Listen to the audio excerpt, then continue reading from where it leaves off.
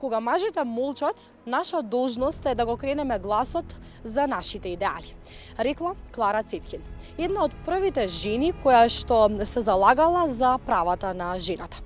Во чест на Меѓународниот ден на жената 8 март, во продолжение ќе зборуваме за работничките права кои што ги имаат и немаат жените во Македонија, за трнливиот пат кој што жената го минувала и го минува за цел да биде рамноправна во општеството, а воедно и за сите оние препреки со кои што се соочува и кои што треба да бидат тргнати во иднина, за жената конечно да добие подобар економски, социјален и политички статус во општеството.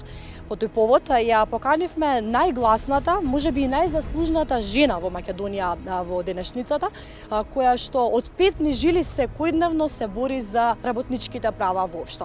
Кристина Ампева, активистка и председателка на Сдруженијето за работнички права Гласен текстилец, најнапред ќе ви го честитам празникот на жената. Нека ни е за многу години. Да, нека ни е за многу години, па да се подсетиме на борбата која што, ја спомна и Клара Цеткин, една од најзаслужните за сега, нели, да ги имаме правата, меѓутоа со наше неделување ги губиме оние кои што сите оние права за кои што жените во минатото се бореле, па ги губиле своите животи поради таа борба за идеали и подобар статус, стандард на жените. Ке ми дозволите да ве најавам и како македонската Клара Цеткин. Јас во моите очи сте вие баш најгласната жена која што изминативе години се бори за тоа. Да почнеме со ред. Ампева, статистиките се интересни, но и застрашувачки со оглед на тоа што жените се повеќе бројни кога се работи за дипломирани, магистрирани, докторирани жени во општеството. Од друга страна, пак кога ќе направиме споредба, мажите се тие кои што се повеќе застапени на работните позиции, како нели на чело на работната позиција и земаат поголеми плати од жените. Каков е вашиот став? Каков е родовиот јас во Македонија денес? Па, родов јас. Баш вчера дискутиравме за тоа со ваши колеги новинари. Па еве ќе видите, ние сме спроти собрание.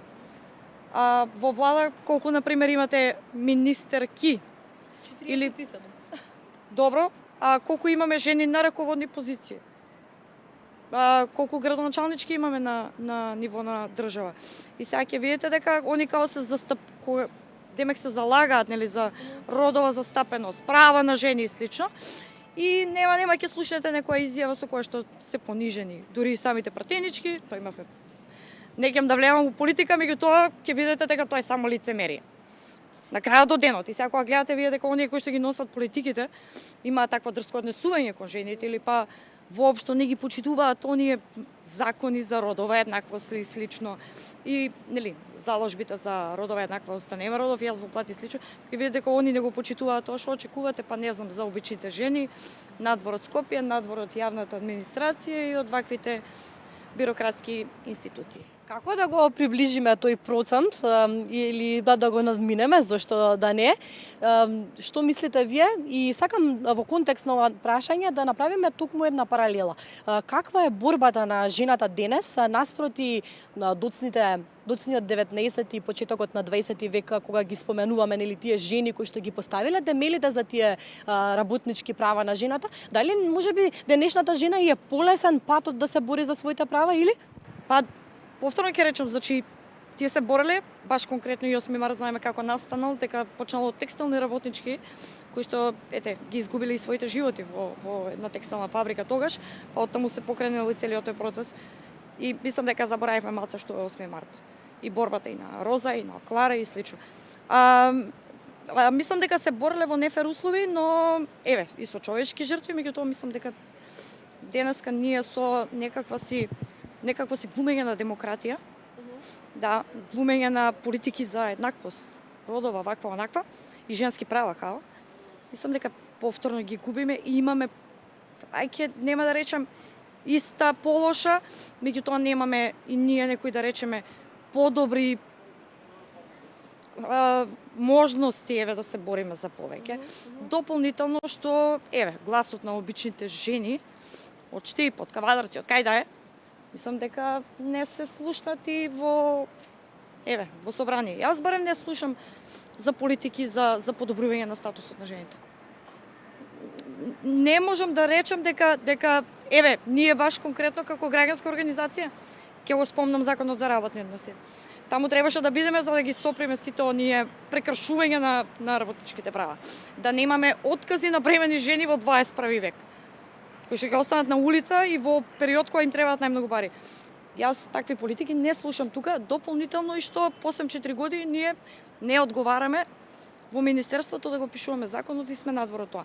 Така да, мислам дека имаме исто не толку фер услови да се бориме за вистински политики, за навистина некоја промоција и уживање на женските права. Како да се доближиме.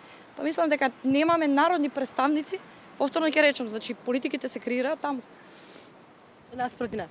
Нас проти нас, да, собрание, влада, таму се носат политиките и мислам дека таму имаме само мажи, па еве ќе речем и жени кои што сосем нешто друго застапуваат, односно застапуваат олигархија, застапуваат корупција, застапуваат криминал. Така да, борба со корупција, борба за женски права, кај нас е така. Само да се каже дека, нели, работиме нешто. Друга е реалноста, надвор од нивниот балон, како да кажем. И со женските права, и со работничките права, и со било какви права. Или пристап до правда. 8 март се одбележува, убаво споменавте, некогаш ја губиме смислата на овој меѓународен ден. Се одбележува и во сеќавање на еден трагичен кобен настан во далечната 1911 година, кога се случува пожар во една текстилна фабрика, каде што животот го губат 140 жени. За жал, голготата на македонскиот текстилен работник, работнички, или 90% застапени работнички, не стивнува. Неодамна имаме таков пример со работничките во Кавадарци. Што ве научи овој пример, Ампава? Што не научи во овој пример? Дека, повторно ќе речем, дека таа реторика што ја слушаме од големците, дека не е реална, дека живеат во некој свој свет, додека, еве, например, вчера има марш дел од политички партии во Прилеп и ќе имаат и ќе се залагаат као нели за 8 март.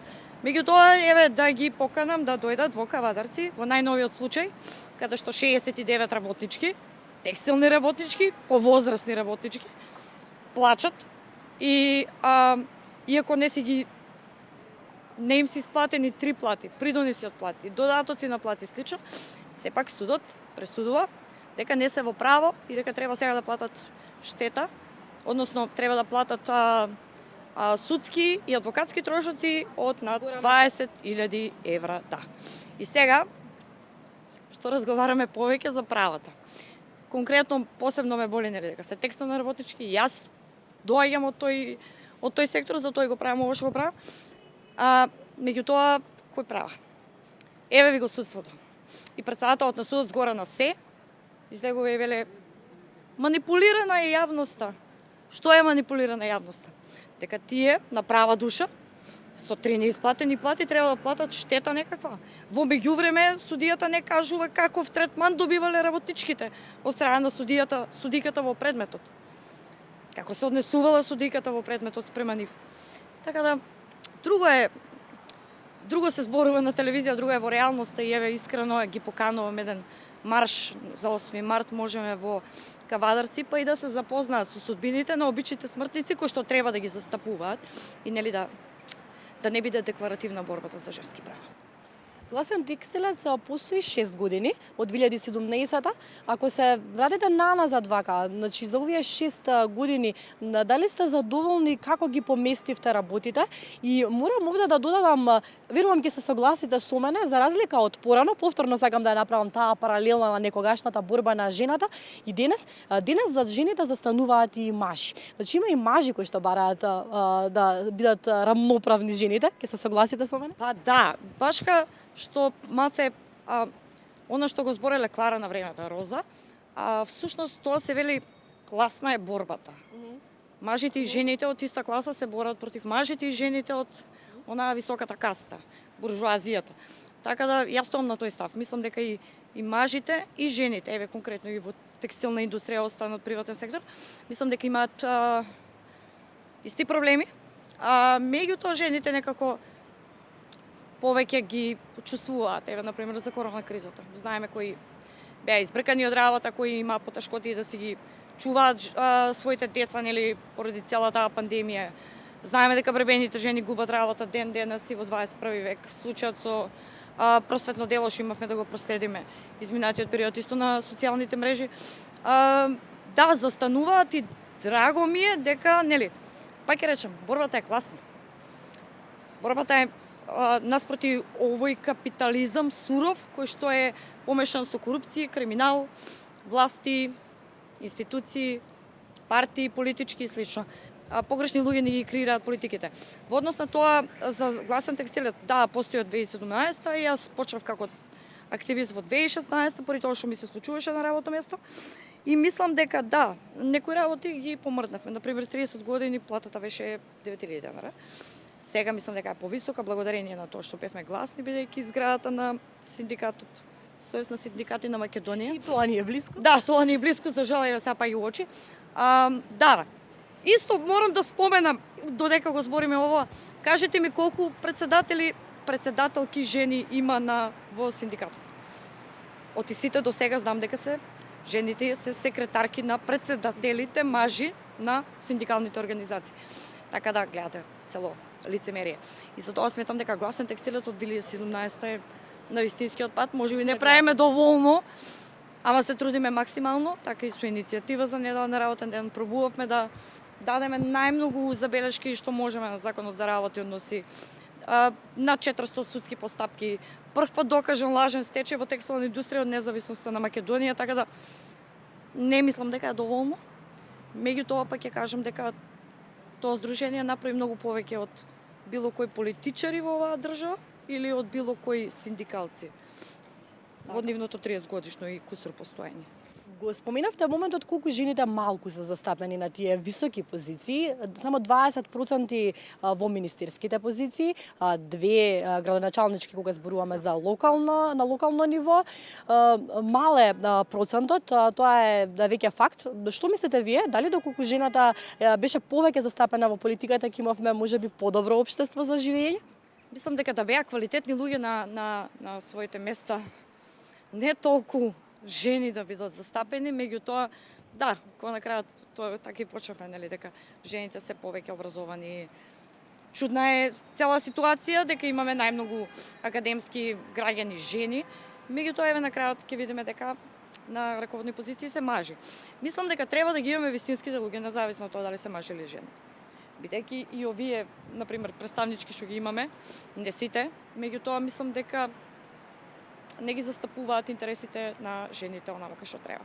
Така да мислам дека треба да имаме некорумпирани, искрени, навистина народни представници и представнички, не мора толку да гледаме на родова, не знам, еднаквост и што ја знам, меѓутоа сметам дека треба да прекинеме со корупција, со фамилиарни бизниси, да одиме да бидеме народни представници само за да имаме некој бенефит на грбот на граѓаните, така да мислам дека тоа е важно, да имаме вистински народни представници, тоа е се.